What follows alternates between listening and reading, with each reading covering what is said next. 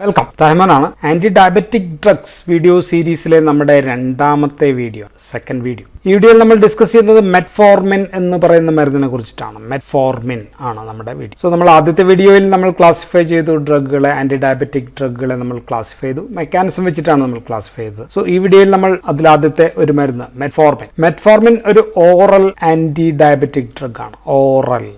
Oral hypoglycaemic drug ആണ്. ഗുളികയായിട്ട് വായിലൂടെ കഴിക്കുന്ന മരുന്നാണ്. ഇഞ്ചക്ഷൻ ഒന്നും അവൈലബിൾ അല്ല. രണ്ടാമത്തെ കാര്യം, ഇത് ഉപയോഗിക്കുന്നത് ടൈപ്പ് 2 ഡയബറ്റീസിനാണ്. ടൈപ്പ് 2 ഡയബറ്റീസിനാണ് ഇത് ഉപയോഗിക്കുന്നത്. ടൈപ്പ് 1 ഡയബറ്റീസിൽ നമ്മൾ ഇൻസുലിൻ കൊടുത്തേ തീരൂ. ഇൻസുലിൻ തന്നെയാണ് ഉപയോഗിക്കുന്നത്. സോ ടൈപ്പ് 2ലാണ് നമ്മൾ മറ്റു തരം മരുന്നുകളൊക്കെ ഉപയോഗിക്കുന്നത്. സോ ഇത് രണ്ടുമാണ് പ്രധാനപ്പെട്ട കാര്യങ്ങൾ. ദെൻ മെറ്റ്ഫോർമിൻ ഒരു ബൈഗ്വാനൈഡ് വിഭാഗത്തിൽപ്പെട്ട മരുന്നാണ്. ബൈഗ്വാനൈഡ് എന്ന് പറയുന്ന വിഭാഗത്തിൽപ്പെട്ട മരുന്നാണ്. ബൈഗ്വാനൈഡിൽ രണ്ട് മരുന്നുണ്ട്. ഒന്ന് നമ്മൾ പറയുന്ന മെറ്റ്ഫോർമിൻ ആണ്. രണ്ടാമത്തത് ഫെൻഫോർമിൻ ആണ്. ഫെൻഫോർമിൻ എന്ന് പറയുന്ന ഒരു മരുന്ന് കൂടി ഉണ്ടായിരുന്നു. ബട്ട് ഇന്ന് ഈ മരുന്ന് അവൈലബിൾ അല്ല. ഇത് ബാൻഡ് ആണ്. ഇത് ഉപയോഗത്തിലില്ല. കാരണം ബിക്കോസ് ഓഫ് ലാക്റ്റിക് ആസിഡോസിസ് എന്ന് പറയുന്ന പ്രശ്നം ഉണ്ടായി മരണങ്ങൾ വരെ റിപ്പോർട്ട് ചെയ്യപ്പെട്ടിട്ടുള്ളതുകൊണ്ട് ഈ മരുന്ന് ഇപ്പോൾ ഉപയോഗത്തിലില്ല. സോ നമ്മൾ സംസാരിക്കുന്നത് ഓൺലി അബൌട്ട് മെറ്റ്ഫോർമിനെ പറ്റി മാത്രമാണ്. ഡയബറ്റിസ് അല്ലെങ്കിൽ പ്രമേഹ രോഗത്തിലെ ഏറ്റവും പ്രധാനപ്പെട്ട ഓറൽ നമ്പർ 1 മരുന്ന് ഏതാണെന്ന് ചോദിച്ചു കഴിഞ്ഞാൽ വേറെ ഒന്നും നോക്കണ്ട,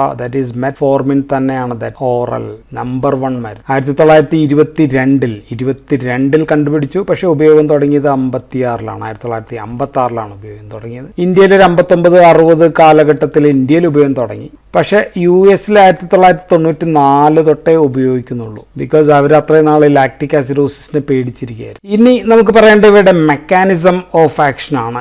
MOA, മെക്കാനിസം ഓഫ് ആക്ഷൻ പറയാം. സോ ആദ്യം ഞാൻ പറയുന്നത് എന്ത് പ്രവർത്തനം ഇല്ല എന്നാണ്. എവിടെയാണ് ഇത് പ്രവർത്തിക്കാത്തത്? ഈ മരുന്ന് പാൻക്രിയാസിലെ ബീറ്റാ സെല്ലിൽ പോയിട്ട് ഇൻസുലിൻ സെക്രീറ്റ് ചെയ്യുന്ന പ്രവർത്തനം ഇല്ല. So it is not an insulin secretagogue അല്ല എന്ന് മനസ്സിലായി. ഇൻസുലിൻ വർദ്ധിപ്പിക്കുന്ന പരിപാടി ഈ മരുന്നിന് ഇല്ല. അതുകൊണ്ട് തന്നെ ഹൈപ്പോഗ്ലൈസീമിയ, ബ്ലഡ് ഷുഗർ ലെവൽ ഭയങ്കരമായിട്ട് താഴുന്ന പ്രശ്നവും ഈ മരുന്നിന് ഇല്ല. No hypoglycaemia. സോ ഇതാണ് first point. So it's not an insulin സെക്രീറ്റോഗോഗ്.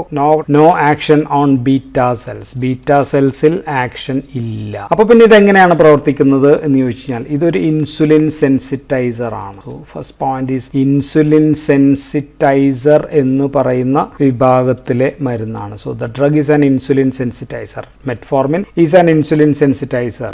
ഇവിടെ പ്രധാനം ലിവറിലാണ്. ഏറ്റവും പ്രധാനപ്പെട്ട പ്രവർത്തനം കരളിലാണ്, ലിവറിലാണ്. So this is ലിവറിലാണ്. സോ ലിവറിൽ ഇവിടെ ഹെപ്പാറ്റിക് ഗ്ലൂക്കോനിയോജെനിസിസ് തടയുന്നു. ഇതാണ് ഇവിടെ പ്രധാനപ്പെട്ട പ്രവർത്തനം. So inhibition of or inhibit hepatic neoglucogenesis. Hepatic neoglucogenesis അല്ലെങ്കിൽ ഗ്ലൂക്കോനിയോജെനസിസ്, അതാണ് കറക്റ്റ്. ഗ്ലൂക്കോനിയോജെനസിസ് തടയുന്നത്. എന്താണ് ഹെപ്പാറ്റിക് ഗ്ലൂക്കോനിയോജെനസിസ് എന്ന് വെച്ച് കഴിഞ്ഞാൽ, ഗ്ലൂക്കോനിയോജെനസിസ് എന്ന് പറഞ്ഞാൽ കാർബോഹൈഡ്രേറ്റ് അല്ലാത്ത മറ്റ് സോഴ്സിൽ നിന്ന്, ഉദാഹരണമായിട്ട് അമിനോ ആസിഡ് അല്ലെങ്കിൽ ലാക്റ്റിക് ആസിഡ്. സോ ഇവയിൽ നിന്നൊക്കെ ഗ്ലൂക്കോസ് ഉണ്ടാക്കിയെടുക്കുന്ന പ്രവർത്തനത്തിനെയാണ് നമ്മൾ നിയോഗ്ലൂക്കോജെനസിസ് എന്ന് പറയാം, അല്ലെങ്കിൽ ഗ്ലൂക്കോനിയോജെനസിസ് എന്ന് പറയാം. സോ ലാക്റ്റിക് ആസിഡിൽ നിന്നൊക്കെ ഗ്ലൂക്കോസ് ഉണ്ടാക്കിയെടുക്കാം. സോ ഇതിനെ തടയുന്ന മരുന്നാണ് മെറ്റ്ഫോർമിൻ. സോ ഇതാണ് ഇവയുടെ പ്രവർത്തനം. ഇനി ഈ പ്രവർത്തനം ഇതെങ്ങനെ നടക്കുന്നു ചോദിച്ചു കഴിഞ്ഞാൽ, ഈ മരുന്ന് നമ്മൾ കഴിച്ചു കഴിഞ്ഞാൽ ഇത് മരുന്ന് ലിവറിലെ മൈറ്റോകോൺട്രിയയിൽ ധാരാളമായിട്ടെത്തും. ലിവർ സെൽസ് നമ്മൾ വരയ്ക്കുകയാണെങ്കിൽ, ഇതിപ്പോൾ ഒരു ലിവർ സെൽസ് ആണെങ്കിൽ അതിനകത്തുള്ള മൈറ്റോകോൺട്രിയ ഇങ്ങനെയാണ് വരയ്ക്കുക. സോ അതിനകത്ത് ഈ മരുന്ന് ധാരാളമായിട്ടെത്തും. മൈറ്റോകോൺട്രിയയുടെ അകത്ത് നടക്കുന്ന റെസ്പിറേറ്ററി ചെയിൻ അത് ഇൻഹിബിറ്റ് ചെയ്യും. So respiratory chain actions inhibit ചെയ്യും. മൈറ്റോകോൺട്രിയൽ റെസ്പിറേറ്ററി ചെയിൻ ഇൻഹിബിറ്റ് ചെയ്യുമ്പോഴത്തേക്കും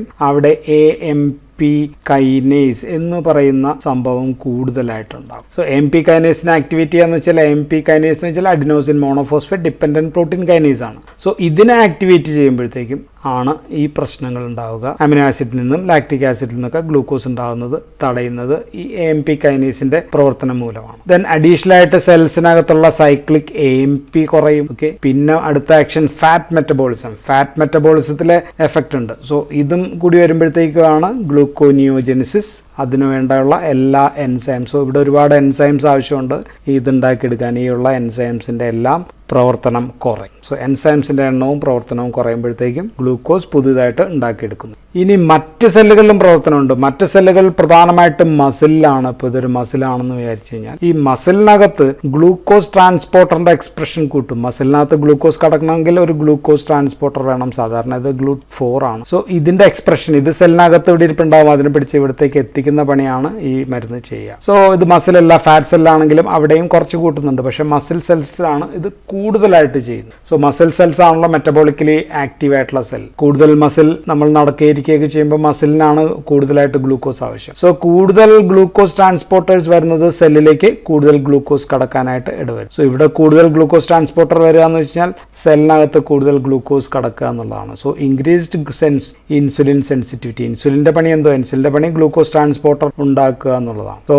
ഇംപ്രൂവ്ഡ് ഇൻസുലിൻ സെൻസിറ്റിവിറ്റി. സോ ഇങ്ങനെ വരുമ്പോഴത്തേക്കും പെരിഫറൽ റെസിസ്റ്റൻസ് ഓഫ് ഇൻസുലിൻ കുറയും. സോ ഇൻസുലിൻ നേരത്തെ ഉണ്ടായിരുന്നു, പക്ഷേ ഇൻസുലിൻ പണ്ടത്തെ പോലെ ഫലിക്കുന്നില്ല. അതാണല്ലോ ഡയബറ്റീസിലെ ഒരു പ്രധാനപ്പെട്ട പ്രശ്നം. സോ ആ പ്രശ്നം ഒഴിവാകും. സോ ഇത് ആക്ച്വലി ഒരു ലൈഫ് സ്റ്റൈൽ മോഡിഫിക്കേഷൻ അല്ലെങ്കിൽ കലോറി റിഡക്ഷൻ അല്ലെങ്കിൽ ഒരു എക്സസൈസ് മിമെറ്റിക് ആക്ഷൻ ആണെന്ന് പറയാം. സോ ഒരു എക്സസൈസ് മിമെറ്റിക്, നമ്മൾ എക്സസൈസ് ചെയ്യാതെ തന്നെ എക്സസൈസിൻ്റെ ഗുണം കിട്ടുന്ന എക്സസൈസ് മിമെറ്റിക് ആക്ഷൻ ആണ് ഈ മരുന്ന് കൂടുതലായിട്ട് ഉണ്ടാക്കുന്നതെന്ന് പറയാം. So ultimately insulin mediated glucose disposal to the tissue is increase. So insulin mediated ഗ്ലൂക്കോസിനകത്തേക്ക് കടത്തിവിടും. സോ ബ്ലഡിനകത്ത് ഗ്ലൂക്കോസ് കുറയും. ഇനി GIT-യിലും കുറച്ച് ആക്ഷൻസ് ഒക്കെ ഉണ്ട്. GIT-യിൽ അവിടെയുള്ള പെരിഫറൽ യൂട്ടിലൈസേഷൻ ഓഫ് ഗ്ലൂക്കോസ് വർദ്ധിപ്പിക്കും. ദെൻ ഇൻക്രെറ്റിൻസ് വർധനയുണ്ട്. സോ GIT-യിലെ ആക്ഷനും കൂടി പ്രധാനമായിട്ട് പറയാം. GIT-യിൽ അഡീഷണൽ ആക്ഷൻസ് ആണ്. ഒന്ന്, അവിടെയുള്ള പെരിഫറൽ യൂട്ടിലൈസേഷൻ ഓഫ് ഗ്ലൂക്കോസ് വർദ്ധിപ്പിക്കുക. ദെൻ സ്മോൾ എമൗണ്ട് ഓഫ്, വളരെ ഉയർന്ന തോതിലൊന്നുമല്ല, ഇൻക്രെറ്റിൻസ് കൂടി കഴിഞ്ഞാൽ സ്വാഭാവികമായിട്ട് ഇൻസുലിൻ റിലീസ് ഉണ്ടാക്കും. സോ അങ്ങനെയും ആക്ഷൻസ് ഉണ്ടാക്കാം. എങ്കിലും ഇത് പ്രധാനപ്പെട്ട ആക്ഷൻ അല്ല, എന്നാലും കുറച്ച് ആക്ഷൻ ഉണ്ട്. സോ ഓൾ ടുഗദർ പെരിഫറൽ യൂട്ടിലൈസേഷനും വർദ്ധിപ്പിക്കും. ദെൻ പുതുതായിട്ട് ഗ്ലൂക്കോസ് ഉണ്ടാകുന്നതും തടയും. ന്യൂലി സിന്തസൈസ് ഗ്ലൂക്കോസ് കുറയുകയും ചെയ്യുമ്പോഴത്തേക്കും മെറ്റ്ഫോർമിൻ്റെ പ്രവർത്തനം കിട്ടും. ഇതാണ് ഡയബറ്റിസ് മെലിറ്റസ് ഓർ ടൈപ്പ് 2 ഡയബറ്റീസിൽ ഈ മരുന്ന് ചെയ്യുക. ഇനി മരുന്നിൻ്റെ കൈനറ്റിക്സ് പറഞ്ഞാൽ ഗുളികയായിട്ടാണ് കൊടുക്കുന്നത് നമ്മൾ പറഞ്ഞു. സാധാരണ 500 മില്ലിഗ്രാം 2 നേരം BD ആയിട്ടായിരിക്കും സാധാരണ സ്റ്റാർട്ട് ചെയ്യുക. പരമാവധി കൊടുക്കാവുന്നത് 2500 മില്ലിഗ്രാം വരെയാണ്. എങ്കിലും സാധാരണ 2000 മില്ലിഗ്രാം വരെ മാത്രമേ കൊടുക്കാറുള്ളൂ. ഓക്കെ, ലാക്റ്റിക് ആസിഡോസിസ് പേടിച്ചിട്ടാണ്. നമ്മൾ ഓറലായിട്ട് കഴിച്ചു കഴിഞ്ഞാൽ 70% മരുന്നും GIT-യിൽ നിന്ന് അബ്സോർബ് ചെയ്യും. ദെൻ യൂറിനിലൂടെ ആണ് മരുന്ന് പുറത്തേക്ക് പോവുക. So excreted through kidney. ഇനി മെറ്റ്ഫോർമിൻ 500 മില്ലിഗ്രാം തന്നെ എക്സ്റ്റെൻഡഡ് റിലീസ് ചിലപ്പോൾ XR എന്ന് എഴുതാം, അല്ലെങ്കിൽ സസ്റ്റെയിൻ റിലീസ് എന്ന് വെച്ചാൽ സസ്റ്റെയിൻ എന്ന് വെച്ചാൽ തുടർച്ചയായി റിലീസ് ചെയ്യുന്നത്. ഇങ്ങനെ ഒരു മരുന്നിന്റെ ഗുണം എന്താണെന്ന് വെച്ച് കഴിഞ്ഞാൽ നമുക്ക് 2 നേരം കഴിക്കുന്ന 1 നേരം ആയിട്ട് വേണമെങ്കിൽ ഒതുക്കാനായിട്ട് സാധിക്കും. ദഹനേന്ദ്രിയത്തിലെ പ്രശ്നങ്ങളൊക്കെ കുറേ ഒഴിവാക്കാനും അങ്ങനെയൊക്കെ ഗുണങ്ങളുണ്ട്. ചിലപ്പോൾ 850 മില്ലിഗ്രാമിന്റെ ആയിരിക്കാം, അതാകുമ്പോൾ ദിവസം 1 നേരം കഴിച്ചാൽ മതി. ഓക്കെ, അങ്ങനെയൊക്കെ അഡ്വാൻറ്റേജ് ഉണ്ട്. ഈ SR-ന്റെ കാര്യം ഞാൻ പ്രത്യേകം പറയാൻ കാരണം ഈ SR മരുന്നുകൾ SR ആയിട്ട് അവൈലബിൾ ആയിട്ടുള്ള പല മരുന്നുകൾ US-ലും അല്ലെങ്കിൽ സിംഗപ്പൂർ ഇങ്ങനെയുള്ള രാജ്യങ്ങളിലൊക്കെ ചിലപ്പോൾ നോക്കിയപ്പോൾ ചില കമ്പനികളുടെ അതിനകത്ത് ക്യാൻസർ ഉണ്ടാക്കാവുന്ന ഒരു ഘടകം അടങ്ങി. അതും ക്യാൻസർ ഒറ്റ ദിവസം കൊണ്ടുണ്ടാവുന്നതല്ല നമുക്കറിയാം. അപ്പോൾ തുടർച്ചയായിട്ട് കഴിക്കുന്ന മരുന്നുകളിൽ അങ്ങനെയുള്ള കാര്യങ്ങൾ പാടില്ല. ഒറ്റ തവണ കഴിക്കുന്നതാണെങ്കിൽ ഇതൊന്നും കുഴപ്പമില്ല, പക്ഷേ തുടർച്ചയായിട്ട് കഴിക്കുന്ന മരുന്നുകളിൽ ഇത് പാടില്ല. US-ന്റെ ഒക്കെ ഭയങ്കര സ്ട്രിക്ട് നിഷ്കർഷമുള്ളതാണ്. സോ അപ്പോൾ അവരത് നോക്കിക്കൊണ്ടേയിരിക്കും. അങ്ങനെയുള്ളത് അവർ നിരോധിച്ചിട്ടുണ്ട്. പക്ഷേ ഇന്ത്യയിൽ ലഭ്യമായിട്ടുള്ള ഒരു മരുന്നിനും ഈ പ്രശ്നമൊന്നുമില്ല. മറ്റേ ബാക്കി പറയുന്നൊക്കെ വെറുതെ വീഡിയോ വൈറലാക്കാനും ആൾക്കാരെ പേടിപ്പിക്കാൻ വേണ്ടി പറയുന്നതാണ്. അതല്ലാതെ ക്യാൻസർ ഉണ്ടാക്കും മെറ്റ്ഫോർമിൻ. ഇപ്പോൾ ഒരു വീഡിയോ കണ്ടായിരുന്നു അതിൻ്റെ, അതുകൊണ്ടാണ് ഞാനത് പ്രത്യേകം പറഞ്ഞത്. ആക്ച്വലി ഈ മരുന്ന് ഞാൻ പിന്നീട് പറയുമ്പോൾ യൂസസ് പറയുമ്പോഴത്തേക്ക് നമുക്ക് പറയാം ഇതൊരു ചിലതരം ക്യാൻസറിനെതിരെ കൂടി ഉപയോഗിക്കാവുന്ന ഒരു മരുന്നാണ്. ഓക്കെ, അതും 60 വർഷത്തിലേറെ ഉപയോഗിച്ചുകൊണ്ടിരുന്ന മരുന്നാണ്. ഓക്കെ, സാധാരണ രീതിയിൽ ഈ ഏത് ആന്റി ഡയബറ്റിക് മരുന്നായാലും ആദ്യം ഡോക്ടർമാർ ചെയ്യുക ലൈഫ് സ്റ്റൈൽ മോഡിഫിക്കേഷൻ ആണ്. ലൈഫ് സ്റ്റൈൽ മോഡിഫിക്കേഷൻ, എക്സസൈസ്, ഇതൊക്കെ അഡിക്വേറ്റ് ആയിട്ട് ചെയ്ത് കഴിഞ്ഞിട്ട് അതും കൊണ്ട് പറ്റില്ല എന്ന് ഉറപ്പുണ്ടെങ്കിലാണ് സാധാരണ മരുന്ന് എഴുതുക. അല്ലെങ്കിൽ അതിനൊപ്പം ഗുണകരമാക്കാൻ വേണ്ടിയിട്ടാണ് സാധാരണ മരുന്ന് എഴുതുക. ഭക്ഷണ നിയന്ത്രണവും എക്സസൈസ് ഒക്കെ ഡയബറ്റീസ് ഉണ്ടെങ്കിൽ അത്യാവശ്യമാണ്. ദെൻ പിന്നെ ഒരു കാര്യം പറയാനുള്ളത്, ഇത് ലിവർ രോഗങ്ങളായിട്ടുള്ള നോൺ ആൽക്കഹോളിക് ഫാറ്റി ലിവർ ഡിസീസിന് വരെ ഉപയോഗിക്കാവുന്ന മരുന്നുകളാണ്. ഞാൻ അതിൻ്റെ ഉപയോഗം ഫൈനൽ പറയാം. മറ്റ് പ്രധാനപ്പെട്ട ഒരു ഉപയോഗം PCOS പോലെയുള്ളതാണ്. PCOS അല്ലെങ്കിൽ PCOD, അതിനകത്തൊക്കെ ലൂട്ടനൈസിങ് ഹോർമോണിൻ്റെയും അല്ലെങ്കിൽ ശരീരത്തിൽ ശരീരത്തിലുള്ള ആൻഡ്രോജൻസിൻ്റെയൊക്കെ എമൗണ്ട് കുറയ്ക്കുന്ന. സോ ഞാൻ ഇത് പറഞ്ഞത് വൈഡായിട്ട് ഉപയോഗിക്കുന്ന, വളരെ വ്യാപകമായിട്ട് ഉപയോഗിക്കുന്ന നല്ലൊരു മരുന്നിനെയാണ് ഈ ക്യാൻസർ ഉണ്ടാക്കുന്ന മരുന്ന് എന്ന രീതിയിൽ ഈ അടുത്ത് കുറച്ച്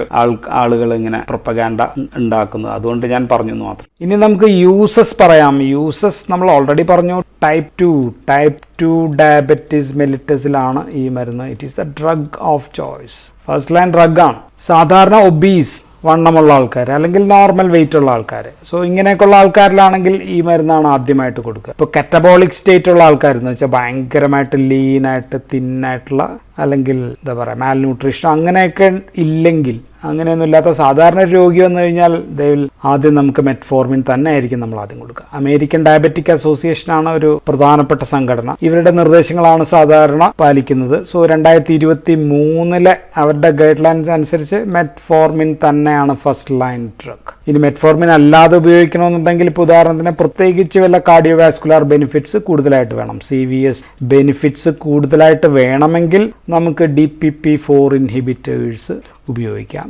അല്ലെങ്കിൽ GLP-1 അനലോഗ്സ് ഉപയോഗിക്കാം. അതല്ലാത്ത പക്ഷം we can go for diabetes mellitus ആണെങ്കിൽ we can go for metformin എന്ന് പറയുന്ന മരുന്നാണ് ഉപയോഗിക്കുക. ഫസ്റ്റ് ലൈൻ ആദ്യത്തെ മരുന്ന് ഇത് തന്നെ ആയിരിക്കും. സോ പ്രമേഹത്തിലുണ്ടാകുന്ന vascular complications. So vascular complications ആണ് പ്രമേഹത്തിൻ്റെ ഏറ്റവും വലിയൊരു പ്രശ്നം. 2 തരം കോംപ്ലിക്കേഷൻസ് ഉണ്ട്.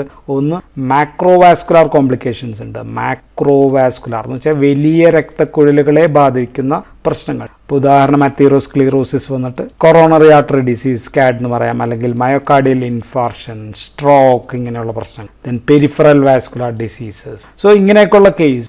രണ്ടാമത്തത് മൈക്രോവാസ്കുലാർ കോംപ്ലിക്കേഷൻസ്. മൈക്രോവാസ്കുലാർ കോംപ്ലിക്കേഷൻസ് ഉണ്ടാക്കാം. ചെറിയ രക്തക്കുഴലിനെ ബാധിക്കുന്ന പ്രശ്നങ്ങളാണ്. ഉദാഹരണത്തിന് ഡയബറ്റിക് റെറ്റിനോപ്പതി എന്ന് പറയും, റെറ്റിനോപ്പതി, അല്ലെങ്കിൽ ഡയബറ്റിക് ന്യൂറോപ്പതി ഉണ്ട്, ദെൻ ഡയബറ്റിക് നെഫ്രോപ്പതി. സോ ഇങ്ങനെയുള്ള എല്ലാ പ്രശ്നങ്ങളും ലോങ് ടേം ഉപയോഗത്തിൽ കുറയ്ക്കുന്ന ഏക മരുന്ന് ഇതാണ്. സോ ഇതാണ് യൂസ് നമ്പർ 1. ഇനി രണ്ടാമത്തെ യൂസ് ഇൻ പ്രീ ഡയബറ്റീസ് ആണ്. ഡയബറ്റീസ് തന്നെയാണ്, പക്ഷേ പ്രീ ഡയബറ്റീസ് എന്ന് പറഞ്ഞു കഴിഞ്ഞാൽ ഇംപയർഡ് ഗ്ലൂക്കോസ് ടോളറൻസ് ഉള്ള ആൾക്കാരെയാണ് നമ്മൾ pre diabetes, impaired glucose tolerance ഉള്ള ആൾക്കാരെയാണ് നമ്മൾ പ്രീ ഡയബറ്റിക് എന്ന് പറയുക. ADA പണ്ടത് 45 വയസ്സിലായിരുന്നു പറഞ്ഞുകൊണ്ടിരുന്നത്. ഇപ്പോൾ 2023 മുതൽ അത് പ്രായം കുറച്ചിട്ടുണ്ട്. 35 വയസ്സ് തൊട്ട് പ്രായമുള്ള ഇംപയർഡ് ഗ്ലൂക്കോസ് ടോളറൻസ് ഉള്ള ആൾക്കാരിൽ നമുക്ക് ഏത് ഉപയോഗിക്കാം? നമുക്ക് metformin is the drug of choice. ഇല്ലെങ്കിൽ നമുക്ക് വേറെ കൊടുക്കാവുന്നത് അക്കാർബോസ് എന്ന് പറയുന്ന ഒരു മരുന്ന് വേണമെങ്കിൽ കൊടുക്കാം, അല്ലെങ്കിൽ പയോഗ്ലിറ്റസോൺ എന്ന് പറയുന്ന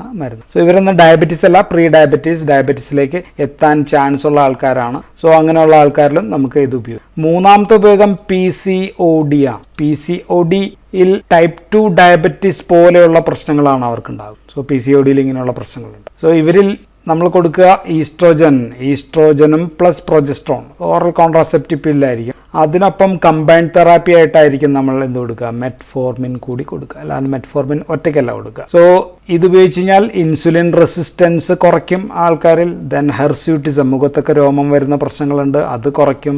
മെൻസ്ട്രൽ സൈക്കിൾ ഡിസോർഡേഴ്സ്, അല്ലെങ്കിൽ അതൊക്കെ റെഗുലറൈസ് ചെയ്യാനായിട്ടും പറ്റും. ഓക്കെ, സോ ഇത്രയൊക്കെയുള്ള അഡ്വാൻറ്റേജ് മെറ്റ്ഫോർമിൻ കൊടുക്കുമ്പോൾ ഇത്തരം ഗുണങ്ങളൊക്കെ. ഇനി മെറ്റ്ഫോർമിൻ്റെ വേറൊരു ഉപയോഗം, മെറ്റ്ഫോർമിൻ ഒരു ആൻറ്റി എപ്പിലെപ്റ്റിക് ഡ്രഗ് ആണ് എന്ന് പറഞ്ഞു കഴിഞ്ഞാൽ എന്തിനാണെന്ന് വെച്ച് കഴിഞ്ഞാൽ ലഫോറാസ് ഡിസീസ് ആണ്. ലഫോറാസ് ഡിസീസ് എന്ന് വെച്ചാൽ ഇറ്റ്സ് ആൻ എപ്പിലെപ്റ്റിക് സിൻഡ്രോം ആണ്. എപ്പിലെപ്സി അല്ല, എപ്പിലെപ്റ്റിക് സിൻഡ്രോം. പല പ്രശ്നങ്ങൾ ഒക്കെ ചേർന്നിട്ടൊരു എപ്പിലെപ്സി വരുന്നതാണ്. സോ ആ ലഫോറ സിൻഡ്രോംസിന് മെറ്റ്ഫോർമിൻ കൊടുക്കും. ദെൻ അഞ്ചാമത്തെ ഉപയോഗം, ഇത് ആൻറ്റി ഏജിങ് ആയിട്ട് നല്ല മരുന്നാണെന്ന് പറയാം. ആൻറ്റി ഏജിങ് എന്ന് വെച്ചാൽ പ്രായം കൂടുക. സോ പ്രായം കുറച്ച് നിർത്താൻ, അതെങ്ങനെയൊക്കെയാണ് അതിൻ്റെ യൂസ് എന്നറിയില്ല, എങ്കിലും ആൻറ്റി ഏജിങ് പ്രവർത്തനവും ഉണ്ട്. ദെൻ ആറാമത്തെ, ചിലതരം ക്യാൻസറുകളിൽ ഈ മരുന്ന് ഗുണകരമാണ് എന്ന് പറയുന്നു, പ്രയോജനപ്പെടുത്താമെന്ന് പറയുന്നു. ഉദാഹരണം പ്രൈമറി കാർസിനോയിഡ് ഓഫ് കോളോണിൽ ഈ മരുന്നിന് ഗുണകരമാണ് എന്നാണ് പറയപ്പെടുന്നത്. സോ എങ്കിലും ഏറ്റവും പ്രധാനപ്പെട്ട യൂസ് ടൈപ്പ് 2 ഡയബറ്റീസ് മെലിറ്റസ് ആണ്. പിന്നെ അധികം ഉപയോഗിക്കുന്നത് PCODയിലാണ്. ദെൻ പ്രീ ഡയബറ്റീസിൽ ഉപയോഗിക്കും. ഇതൊക്കെ അപൂർവമായിട്ടുള്ള ഉപയോഗങ്ങളാണ്. ഇനി ഡയബറ്റീസിൽ ഉപയോഗിക്കുമ്പോൾ, ഡയബറ്റീസ് മെലിറ്റസിൽ നമ്മൾ ഉപയോഗിക്കുമ്പോൾ ഈ മരുന്ന് കൊണ്ടുള്ള പ്രത്യേകതകൾ അല്ലെങ്കിൽ ഗുണങ്ങൾ എന്തൊക്കെയാണെന്ന് വെച്ചാൽ, ഒന്ന്, നോ ഹൈപ്പോഗ്ലൈസീമിയ. നമ്മൾ ഓൾറെഡി പറഞ്ഞു, ഹൈപ്പോഗ്ലൈസീമിയ ഉണ്ടാക്കാനുള്ള ചാൻസ് ഇല്ല. നോർമൽ ബ്ലഡ് ഷുഗർ താഴത്തേക്ക് പോകത്തില്ല, ഉയർന്നു നിൽക്കുന്ന ബ്ലഡ് ഷുഗർ ലെവൽ മാത്രമേ താഴത്തേക്ക് വരൂ. രണ്ടാമത്തത് HB1AC, HbA1, ഇത് ഏറ്റവും കൂടുതൽ കുറയ്ക്കുന്നത് ഇതാണ്. മെറ്റ്ഫോർമിനാണ്. 3% വരെ കുറയ്ക്കും എന്നാണ് നമ്മൾ പറയുന്നത്. സോ ഒന്നുമില്ലെങ്കിലും 2% ഉറപ്പായിട്ട് കുറയ്ക്കും. സോ ഇത് ഇത്രയും കുറയ്ക്കുന്ന മരുന്നുകൾ കുറവാണ്. സോ ഇതൊരു മാർക്കറാണ്. ഡയബറ്റീസ് 3 മാസത്തേക്ക് എങ്ങനെ നിൽക്കുന്നു എന്നുള്ളതിൻ്റെ മാർക്കറാണ്. നമ്മൾ 3 മാസം കൂടുമ്പോൾ HB1AC നമ്മൾ ടെസ്റ്റ് ചെയ്യുക.